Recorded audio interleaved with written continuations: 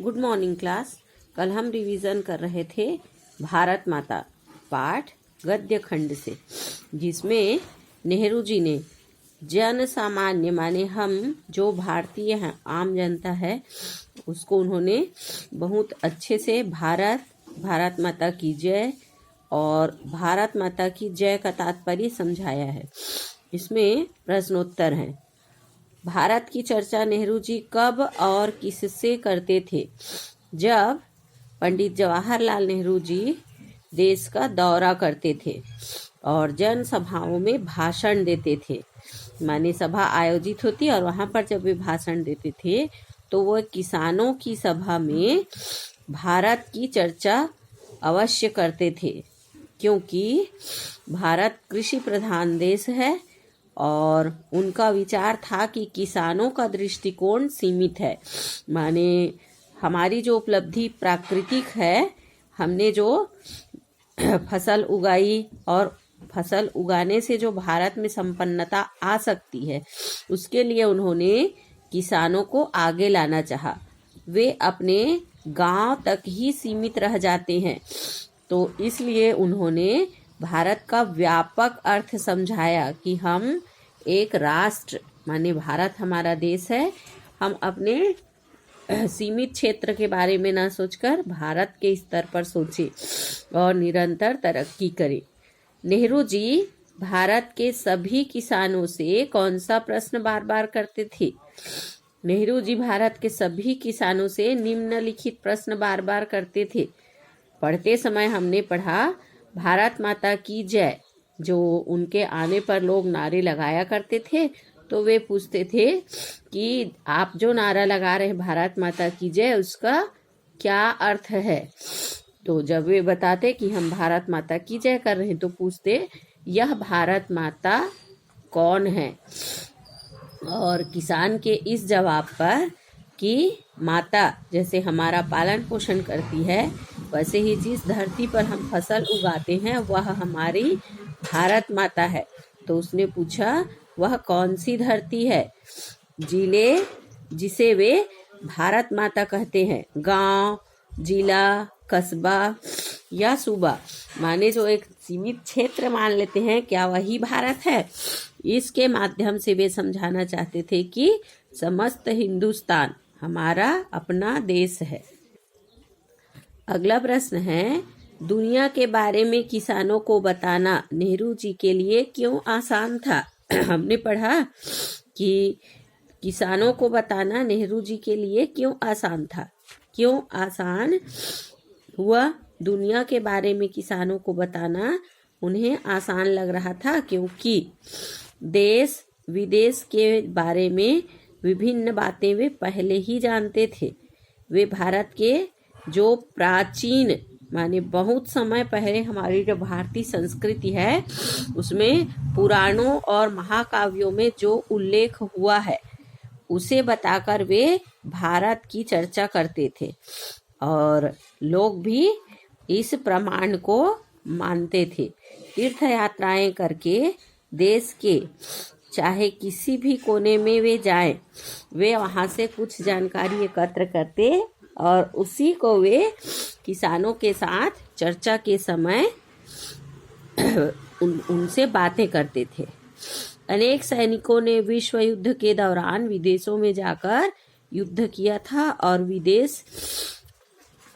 विदेशों में नौकरी की थी। तो किसान जिसके तीसरे दशक में कई विश्वव्यापी जब आर्थिक मंदी हुआ तो मुख्य आवश्यकता थी इस बात की कि आर्थिक मंदी के दौर में सभी देशों में आवश्यकता इस बात की थी कि किस प्रकार अर्थव्यवस्था माने जो नुकसान हुआ है उसकी भरपाई के लिए कहाँ से अर्थव्यवस्था उच्चता की ओर जाए। तो इसमें किसानों का महत्वपूर्ण दायित्व रहा। इस प्रकार उन्हें इनके बारे में बताना आसान हुआ। किसान सामान्यतया भारत माता का क्या अर्थ लेते थे? जैसा कि नेहरू जी पूछते भारत माता कौन है, तो जो किसान है जिस धरती पर वह फसल उगाता है जैसे माता हमारा पालन पोषण करती है तो इस धरती के अन्न से हमारा पालन पोषण होता है। यह सोचकर किसान सामान्यतः भारत माता का अर्थ भारत की धरती से लेते थे, क्योंकि वह धरती पुत्र है, किसान है, धरती से जुड़ा हुआ है। भारत माता के प्रति नेहरू जी की क्या अवधारणा थी? भारत माता के प्रति नेहरू जी की अवधारणा यह थी कि नदियां, पहाड़, खेत, ध्यान पूर्वक सुनेंगे, भारत माता के प्रति नेहरू जी की यह अवधारणा थी कि भारत की नदियां, पहाड़, खेत, सारी माने पूरी धरती, करोड़ों लोग, धरती पर जो लोग रहते हैं माने हम सभी मिलकर भारत माता हैं, क्योंकि वे इसके अभिन्न अंग हैं। जैसा कि आपको पहला भी बताया गया कि राष्ट्र माने एक देश के 3 अंग हैं। कौन कौन से? भूमि, जन और संस्कृति। भूमि के बिना राष्ट्र संभव ही नहीं है। राष्ट्र तब होगा जब उसमें लोग रहेंगे, तो ये हुआ जन। और तीसरी है संस्कृति। यदि लोग अपने अपने जगह में इकट्ठे हो जाएं और अपने अपने तक ही सीमित रह जाएं तो राष्ट्र होगा ही नहीं। संस्कृति का तात्पर्य है एक दूसरे से जुड़े होना, माने सामाजिकता। तो भारत में करोड़ों लोग जो रहते हैं उन सबको मिलाकर ही नेहरू जी ने भारत माता कहा है, क्योंकि वे इसके अभिन्न अंग हैं। इन्हीं सब के कौन कौन से? भूमि, जन और संस्कृति, माने ये भारत की भूमि, यहाँ रहने वाले लोग और हमारी संस्कृति से भारत का निर्माण हुआ है। अर्थात भारत की प्रकृति, समृद्धि और समस्त प्राणी ही भारत माता हैं। आपको इसी प्रकार कंठस्थ करना है और इसी प्रकार पूरा उत्तर ही लिखना है। अगला प्रश्न है, आजादी के पूर्व किसानों की किन समस्याओं का सामना करना पड़ता था? यह भी महत्वपूर्ण प्रश्न है।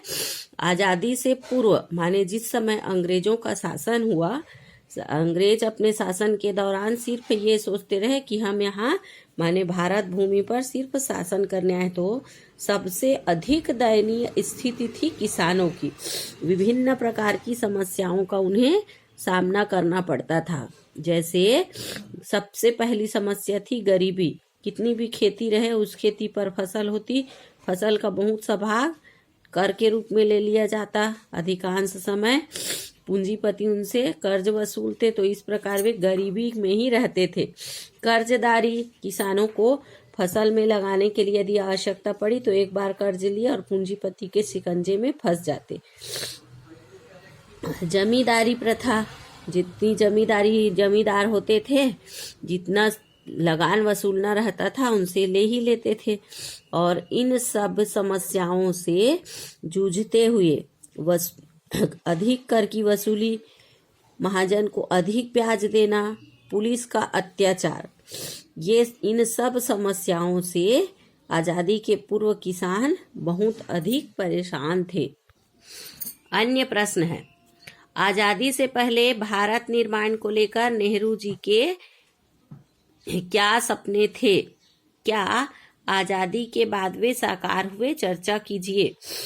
आपको इसी प्रकार समग्र चिंतन से उत्तर लिखना है। आजादी से पहले भारत निर्माण को लेकर नेहरू जी के अनेक सपने थे। पहला, किसानों को जमींदारों, महाजनों आदि के चंगुल से मुक्त कराएं, क्योंकि इनकी पूरी जिंदगी सिर्फ कर्ज पटाने और महाजनों को ये सब देने में निकल जाता था। दूसरा, देश में औद्योगिक क्रांति लाएंगे। ये महत्वपूर्ण एक बिंदु था कि जवाहरलाल नेहरू जी जब देश स्वतंत्र हुआ तो विकास के इस दौर में उद्योगों को बहुत महत्व देकर औद्योगिक क्रांति लाना चाहते थे। विज्ञान व तकनीकी की शिक्षा प्रदान करेंगे। ये भी एक महत्वपूर्ण था उनके लिए कि स्वतंत्र होने के बाद आवश्यकता थी भारत में सामाजिक सुधार करने की और आधुनिकता को लाने की। तो उसके लिए सबसे पहले तो शिक्षा प्रणाली में सुधार करना था और विज्ञान और तकनीकी का उपयोग, तभी हम विश्व में जो विकास का दौर चल रहा था उसमें शामिल हो पाएंगे। देश की गरीबी दूर करेंगे, ये उनका अगला बिंदु था। उन्होंने आजादी के बाद बहुत प्रयास किया। कुछ हद तक वे अपने प्रयास को आगे बढ़ाए, किंतु पूर्णतः साकार उनका सपना नहीं हो पाया, क्योंकि सरकारी जो काम होता था और सबका जो उसमें राय होता था उसके बाद ही आगे बढ़ पाते थे। तो किसानों की समस्याएं तब भी समाप्त नहीं हो पाई थी। भ्रष्टाचार के कारण अव्यवस्थित और कई जगह सीमित क्षेत्रों में रह गए। गरीबी का भयावह रूप कुछ हद तक कम हुआ, किंतु उन्होंने जो सपना देखा था उस हद तक वे उसे समाप्त नहीं कर पाए।